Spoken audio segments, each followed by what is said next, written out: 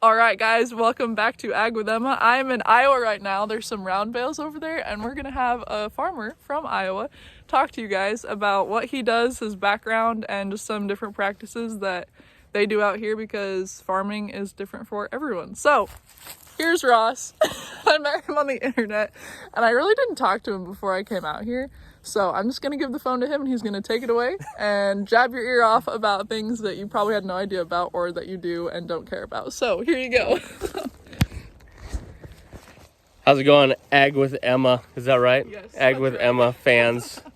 I am Ross McCaw, also known as Farmer McCaw on Instagram or Goatman or Costco if you listen to the Manure Spreader Podcast. Available to you on every podcast platform. Anyway, I am a farmer from Iowa, obviously what you said, located in Marengo.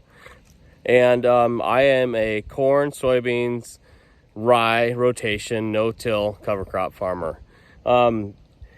I lived on a farm my whole life. I am 39 years old now. I've ran a custom manure application business for 12 years.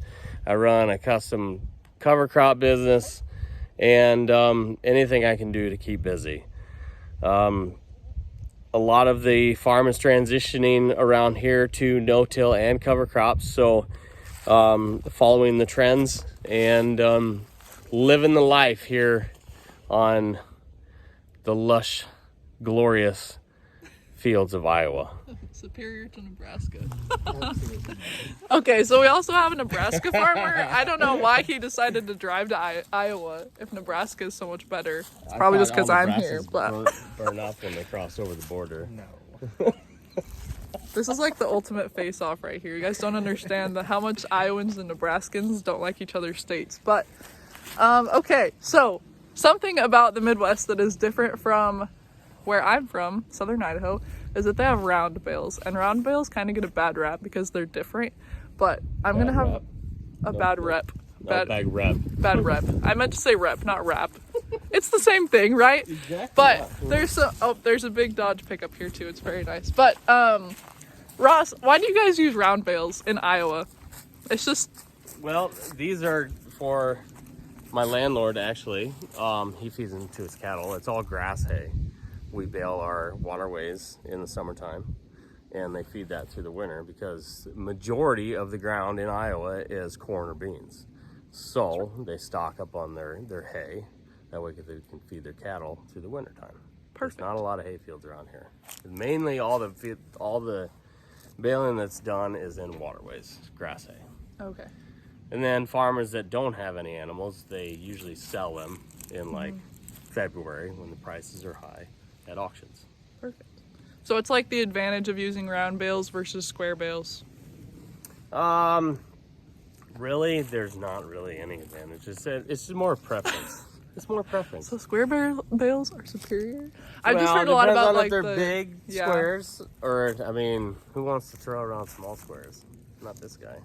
I mean, you get ripped doing it. I'm 39 years old. That's right. He's a boomer. Yeah.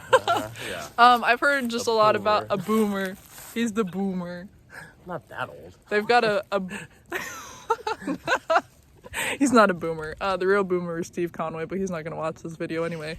So I've just heard a lot about like the water shedding characteristics of round bales versus the advantage of square bales. So I guess that's what I was going for there. But so basically, they just bale them up, wrap them so they all stay together. I'm surprised they don't roll around everywhere out here. So Yeah, they usually stay pretty close unless they're on an extreme side hill. would that be an extreme side hill? No, they would stick on that one. Okay, Throw it a little perfect. sideways on it. So another thing they do out here that we don't do a lot of out in Idaho, not Iowa, is cover cropping. I'm not sure how many people actually do it in Idaho, but we're standing on a rye field right now. A lot of people might not register that there's actually things planted in fields during the winter. So I'm just going to give this back to you. You can talk about your rye fields. Okay, all right. Well, this farm actually is a part of my rotation. It's actually a cover crop along with, I'm going to harvest this next summer for seed rye, which I will sell to my customers. next fall for cover crops. So the reason behind cover cropping is mainly for soil health, building back the soils, building organic matter back in the soils, and nitrogen suppression. There's so many different types of cover crops, mixtures that can be planted. And basically, if you live in an area where you want to try it, any university in your state usually has a lot of good information on it. And if you Google soil health and you want to try it, there's a lot of different people that are trying it. There's people that are doing regenerative ag. There's a lot of different practices, and it's becoming more and more popular. So if you want to get on the trend, I guess now's the time more than anything, because there is a lot of good government subsidies out there to help pay for that rye, and when you're supplemented it into a conventional practice farm, because it does cut down on the yields when you first start out. You're not going to see a big boom right away, so it does take time. So you got to be patient. But cover crops are on my farm, and I'm straight no-till because I'm lazy, and I like to save some money on fuel. So that's my spiel on cover crops. Can you talk about real quick just there's a no-till versus till. Can you basically just tell them that it doesn't matter how you farm? You can do it however you want to, It doesn't matter how you farm. I'm not going to tell you how to farm. I'm just telling you how I farm. And I know there's a lot of things out there where the till guys are going after the no-till guys. They're trying to tell them how to farm their fields. No, we're just spreading the word. And you can do whatever you want. I really don't care. Just make sure that it fits your practice and you're making money. That's all that matters. Exactly. That's all that matters. Perfect. If you feel like going out and hopping in a big tractor with a big ripper behind you and it makes you feel good, go for it. It makes me feel good too. I'm just not going to do it on my farm. That's what gets your blood pumping. You Exactly. do whatever you need to. Yes. What's your favorite ag fact about Iowa? That it's better than Nebraska. Oh. Iowa has bad corn. Cruz, what's your favorite fact about Iowa agriculture? Iowa has bad corn. I don't know what this guy's talking about because my corn did really well this year. Okay, well, that's Ross. Oh, that's Jacob. Farmer Cruz on Instagram. Didn't really give him the highlight because Nebraska sucks. But if you guys want to know anything else or follow Ross on Instagram, he posts some good stuff. He keeps it real.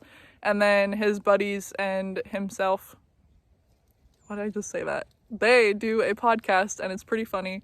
I was laughing at it in the grocery store. So definitely 10 out of 10 recommend, even if you don't like listening to podcasts. So thank you, sir, for your time today. You betcha. He even fed us. So he's a real homie. Farmers are the best. So like and subscribe if you want to keep seeing more. And if you have any questions, you can comment or DM him on Instagram. I'm sure he'd love someone new to talk to.